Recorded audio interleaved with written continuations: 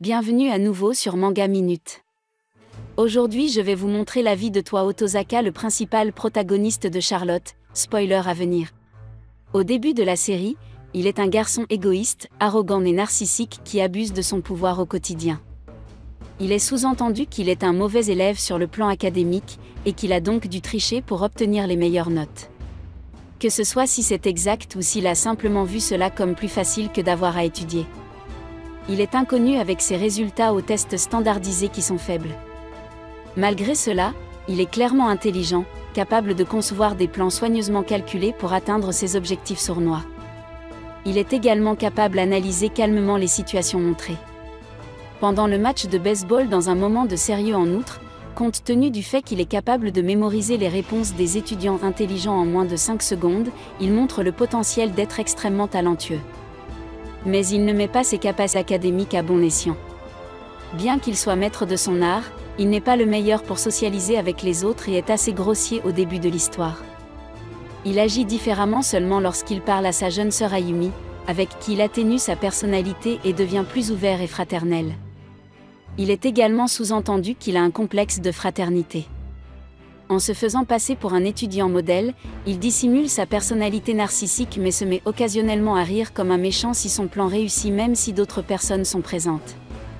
Il peut aussi être pervers à certains moments quand il possède le corps d'une fille, il utilise son pouvoir pour provoquer des bagarres entre les personnes qu'il n'aime pas et pour tricher aux examens en possédant les étudiants intelligents et en mémorisant leurs réponses. Il se soucie peu des autres, y compris ses camarades de classe et les étrangers. Il a même orchestré un accident pour sauver Yumi Yanagi sans se soucier du chauffeur du camion qu'il possède. La seule exception à cette apathie est sa jeune sœur, bien qu'il tente de nouer une relation avec Yumi, quand il la laisse derrière lui après qu'elle soit tombée pendant qu'il essayait de s'échapper. Il devient clair qu'il n'aime que Yumi pour son apparence, il aime aussi manger de la bonne nourriture au point de pleurer la raison étant donné que sa sœur ajoute de la sauce pizza à tout ce qu'elle cuisine pour lui, même le pain perdu.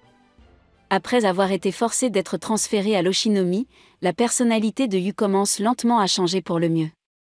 Au début, il utilise clairement son pouvoir pour tout ce qu'il ne veut pas faire et il ne le fait qu'après y avoir été incité par ses parents. Mais cela change au fil du temps. Bien qu'il n'aime pas au début, il éprouve de la sympathie pour elle concernant la situation de son frère et son passé difficile ainsi que sa relation difficile avec les autres élèves étudiants. Tout au long de la série, il agit comme un homme droit comique, quand quelque chose de bizarre ou d'anormal se produit en raison des bêtises des autres membres. Par exemple de ceci est sa réaction à l'état physique de Jojito Takusho. Après avoir utilisé son pouvoir pour obtenir un repas à la cafétéria ou sa réaction aux menaces de Misa Korobani de brûler des choses, il commence sans le savoir à apprécier son temps en tant que membre du conseil des élèves. Comme en témoigne son excitation après avoir gagné le match de baseball dans un moment de sérieux comme le son que vous avez entendu souvent. Il devient un fan du groupe post-rock. Après la mort d'Ayumi, Yu traverse une grave dépression et l'instabilité, il va jusqu'à s'enfermer dans sa chambre pendant des jours ne faisant rien d'autre que manger des nouilles instantanées et regarder la télé. Et honnêtement avec la pandémie je pense qu'après s'être échappé de Oshinomi, l'état mental de Yu continue à se détériorer et il commence à se battre avec des membres de gang, à trouver de la joie et à les faire se battre pendant qu'il les possède et les blesse.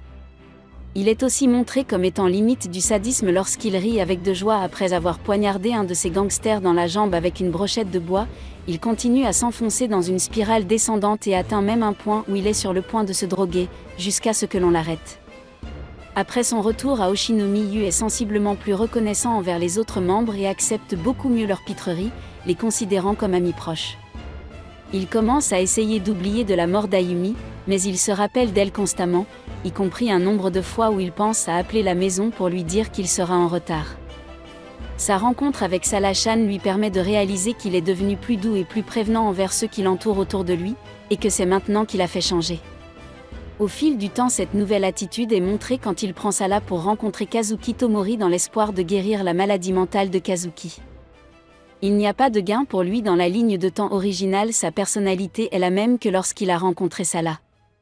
Malgré le fait qu'il ne l'ait jamais rencontré dans cette ligne temporelle, il est également sous-entendu qu'il n'a jamais développé ses tendances méchantes, peut-être à cause de la bonne influence de son frère aîné sur lui.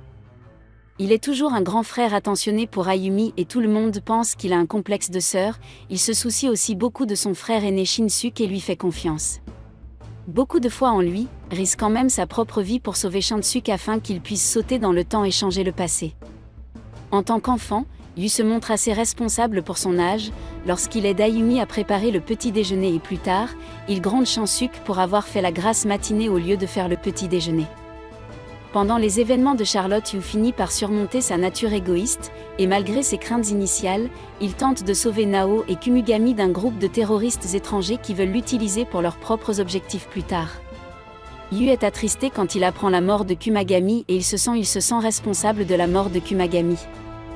Cela montre qu'il tient énormément à ses amis et veut être capable de les protéger du mal, quel que soit le danger qu'il peut avoir à affronter.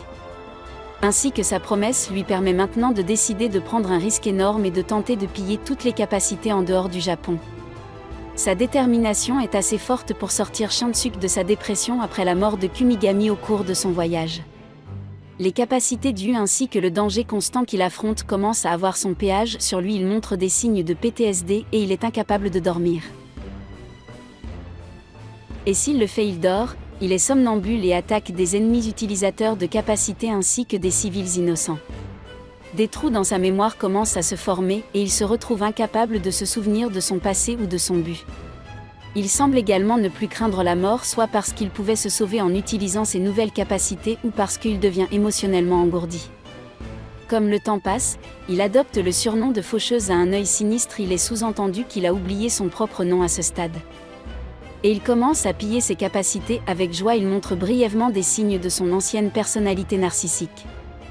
Mais finalement il abandonne cette façon de penser quand les flashcards de maintenant lui apportent des sentiments de regret ainsi que la détermination de tenir sa promesse malgré son incapacité à se rappeler à qui il a fait cette promesse ou pourquoi il continue à piller les capacités dans un état sans émotion, bien qu'il semble se mettre en colère contre ses ennemis de temps en temps. La fin de son voyage, il n'est plus que l'ombre de lui-même.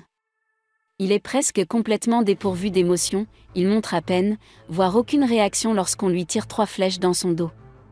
Malgré cela, il sauve la vie de la dernière utilisatrice de capacité et lui dit de se mettre en sécurité après avoir pillé son pouvoir de courage, achevant ainsi sa mission à la fin de la série. Yu a perdu tous ses souvenirs et sa personnalité est une ardoise vierge. Cependant, il est toujours semblable à ce qu'il était avant son départ, il dit maintenant de ne pas pleurer, ce qui montre qu'il a conservé sa gentillesse malgré les épreuves qu'il a traversées. Il attend maintenant avec impatience de faire beaucoup de nouveaux souvenirs amusants avec ses amis dans l'avenir. Fin de la vidéo. Comme toujours, si vous avez aimé ce que vous avez vu, abonnez-vous à la chaîne, nous allons mettre en ligne beaucoup de vidéos comme celle-ci.